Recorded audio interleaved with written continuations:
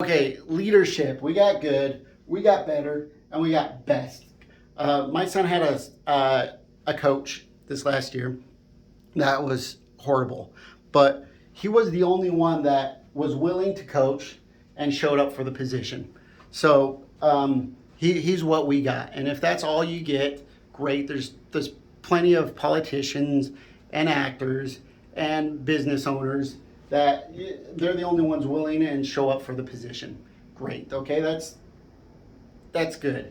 Okay, but there's better. Okay, and in fact, I came up with those a couple years ago, thinking about how is it possible that mediocre people get called into positions of leadership, and that was the sum of it. Okay, since then I've added a good leader. If that's a mediocre leader, what's a good leader? Okay, dedication and commitment. Okay, they're committed to good principles. Okay, and then they're also dedicated to living those good principles. Okay, so not only do they have this great collection of principles but that they love, but they're dedicated to making sure that they're living them. Okay, and so as you run, and you could run this filter, we could continue to run the coach through the filter and why he ended up being a great coach, or at least a good coach. He was committed to good principles. He was learning and applying them. Our team was undefeated except for once, where our star bench didn't show up, and we were short one player on the field. So he was committed to that, and he was dedicated to him. When he showed up to practice, he kept us focused on those good principles.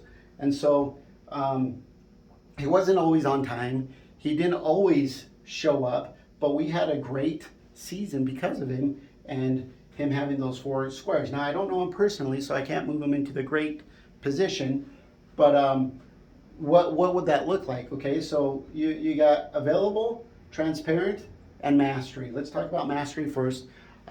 You can be dedicated and committed to good principles, but if you're not constantly learning them, and if you can't easily explain them and teach them to other people, you're not a master of them yet.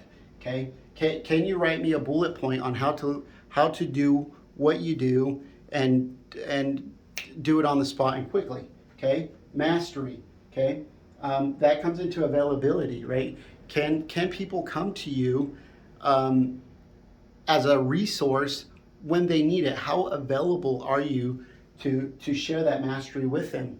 Right? And another thing is transparency. We could also use observably honest is another way I say it. And sometimes we think honesty is doing good things all the time and people watching you, but can they see your flaws? Do you try to hide your flaws? Are you a real person to them?